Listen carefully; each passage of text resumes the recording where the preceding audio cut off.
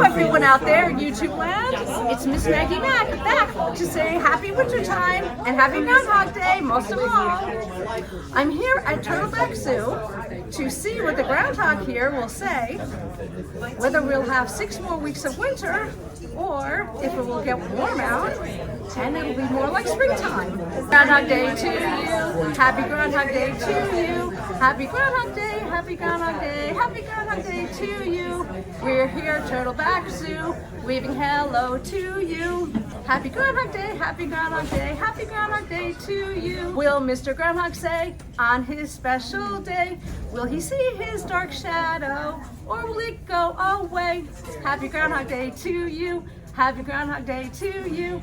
Happy Groundhog Day, happy Groundhog Day, happy Groundhog Day to you. Will the weeks ahead be cold? What will we be told?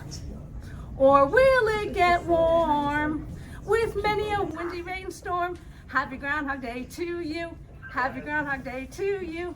Happy Groundhog Day, happy Groundhog Day, happy Groundhog Day to you. Hi, it's Miss Maggie Mack here at the Turtleback Zoo, and at the entrance I ran into Mario and Kelsey, who decided to dress up for Groundhog Day. She's the worst patient. So I want to ask them what inspired them to dress up so cute today. We're so in the spirit for Groundhog Day. Yes. Yeah, couldn't wait to see it. I recently moved to New Jersey from far away in the Caribbean, and my friend Kelsey wanted to show me, the local festivities and holidays, so we went all out for Groundhog Day. I love it. These guys are really in the spirit. Animal keepers that do a tremendous job throughout the year, and I couldn't be more proud. But we couldn't do without the docents in the Zoological Society. The last 3 years, we had over 950,000 people. Last year, if you remember, we had 6 weeks of rain, weekends.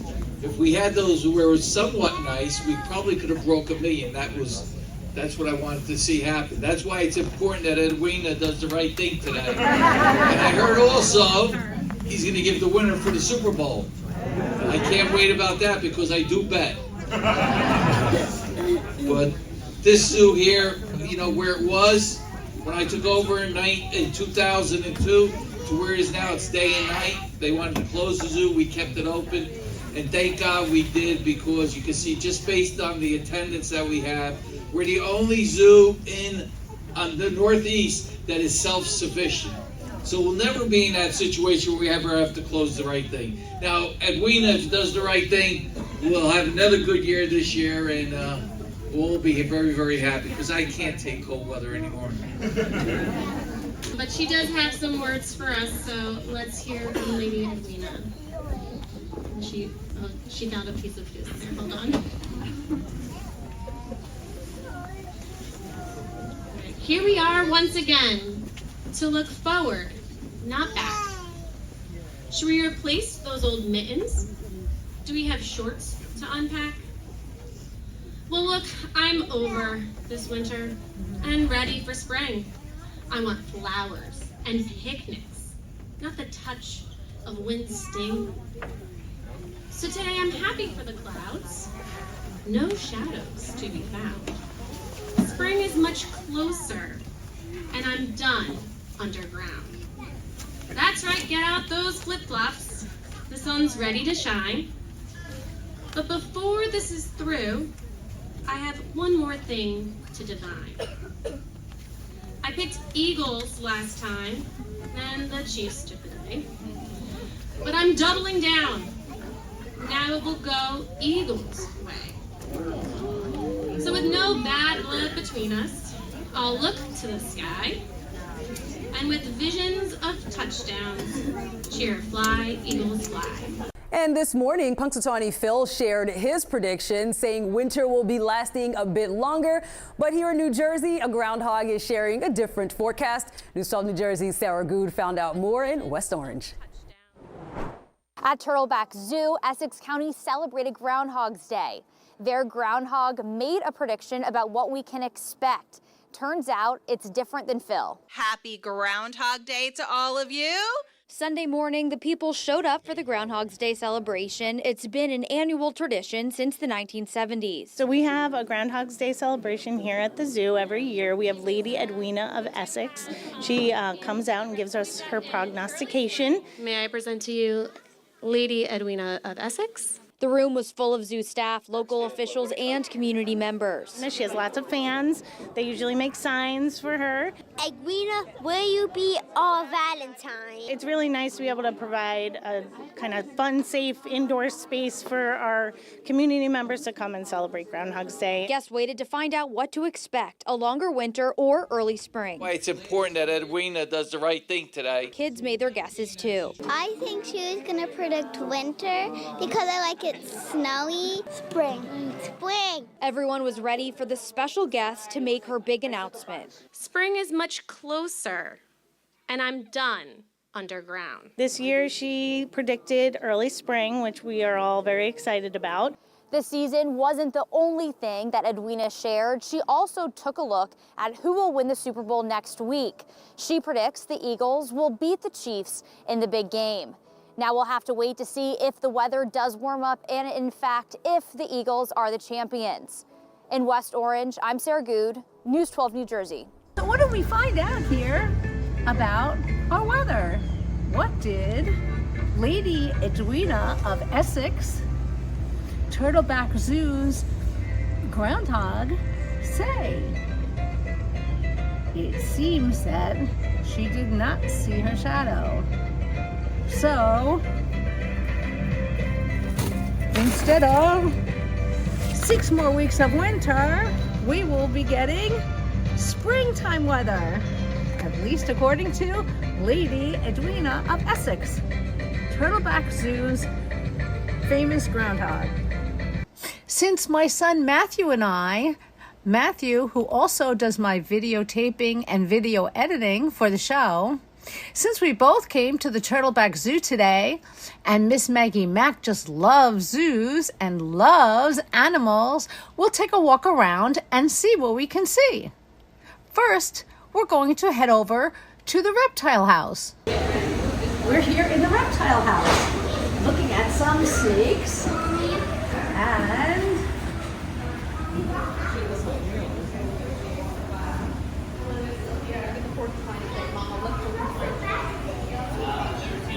that's not real, is it?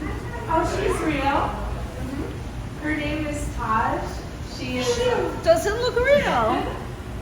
when it comes to crocodilians, they're super very into very ambush style predators, so they're usually staying still where they're at.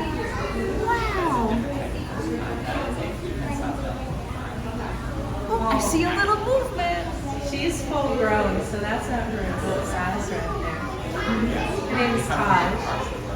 Our education specialist here in the background at Turtleback Zoo is going to tell us more about this crocodile that Miss Maggie Mack was sure was a decoration because it hasn't moved at all. Well, maybe a little tiny bit.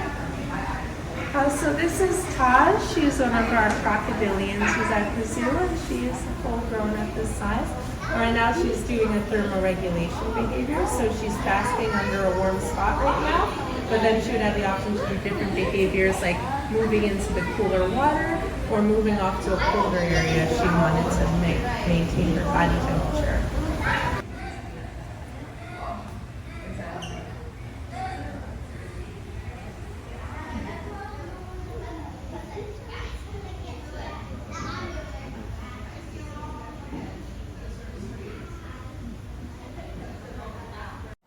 The Reptile House has plenty of great facts about the reptiles housed there. And here we see the caiman lizard. He looks like he's sleeping.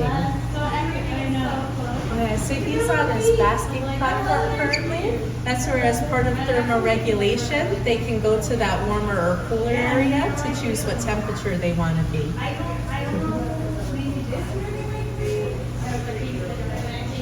One of 2 venomous lizard species you can find in the U.S., and they're both down in the Southwest. And they're Gila monsters. Yeah, they're a funny one because their name is spelled like Gila, but it's pronounced like Gila monsters. My favorite snake.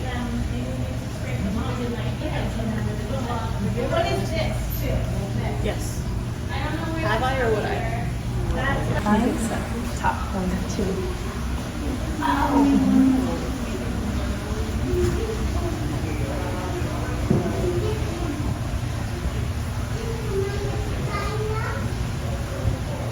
Cool.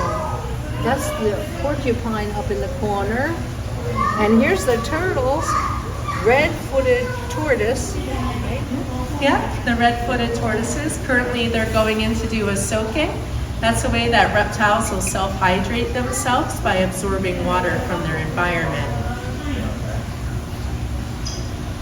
See, the tortoises go in the water. They're going in the water. There's two. 1, 2. And unlike aquatic turtles, they do have more solid feet. So while they won't go full swimming like an aquatic turtle will, they will tend to go a little bit under the water sometimes.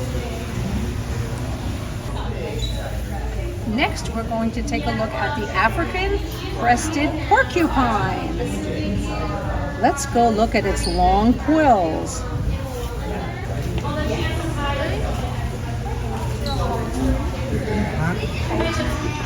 There it is, the porcupine. Ooh, it looks like it's moving. It sure has some long quills on it.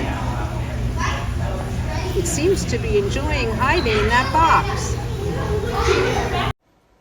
Since the porcupine is hiding and doesn't seem to want to come out, we'll take a look at some other animals in this reptile house and then come back and see him again later. See the turtle swimming. It has 4 legs. Count them. 1, 2, 3, 4. Look at these cool little turtles. They look like they're having fun. I count 1, 2, 3. How many do you count?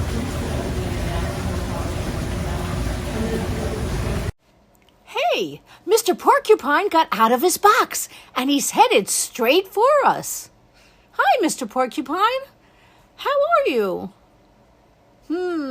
He's not very talkative today. Bye, Mr. Porcupine. It was nice seeing you. You have nice long quills and a pretty coat. Are you going to go back into your box again? Or do you want to stay out of your box and walk around some more? I guess Mr. Porcupine is done visiting us today. Let's go look at the cool things on the educational biofacts table. Hi everyone, I'm Katie from Essex County Turtleback Zoo. And I'm Jared. And we're here in the Reptile House with our educational biofact table after the Groundhog Day prediction. And we have various items out on our table from New Jersey native animals, ranging from raccoons to skunk furs, all the way to various birds of prey biofacts like red-tailed hawks. And biofacts range from any sort of natural resources or materials that we can use for educational programs and for talking to guests about our animal ambassadors at the zoo. They range from actual materials from the animals like fur and scales and feathers, occasionally bone, to replicas like this egg and some of the skulls you see here.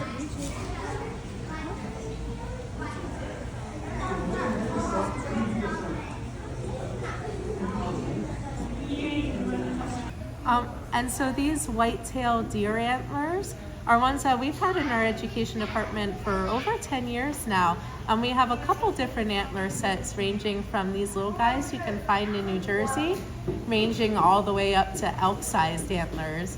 We have those ones are about 5 or 6 times as tall as these ones are. See a hand size for reference. And then Jared over here has the shell here. Yes, this is a more recent biofact from about a couple years ago. This is from a eastern box turtle. Different eastern box turtle populations in North America have different patterns on their shells depending on where they come from. From the pattern of this one, we believe this turtle came from Florida, which is the southernmost part of the eastern box turtle's range. And the neat thing about a turtle shell is if you look inside, you can see how a turtle could never leave its shell in life, because the shell is made up of the backbone and the rib cage, covered in top by especially tough scales called scutes, which are especially rich in the protein keratin, which is the same stuff your fingernails are made of, for an extra layer of defense. So over here. So here I have a couple feathers from great horned owls and also red-tailed hawks here. And one of the activities we really like to do with these is to demonstrate how birds preen their feathers. One of the reasons why they'll grow their feathers back typically twice a year is because if they get all ruffled up and damaged like this, birds can do something called preening, whereby running their beak up through the feather, they can zip the pieces back together. If you ever find yourself looking really closely at a feather, you'll see there's little zippers holding everything together, and so they can reattach them that way. There's so much more to explore at the Turtleback Zoo. Stay tuned for part 2 of the Miss Maggie Mack Show celebrating Groundhog Day 2025 at the Turtleback Zoo. There will be more cool animals to see, like giant turtles, penguins, pelicans, stingrays, and more.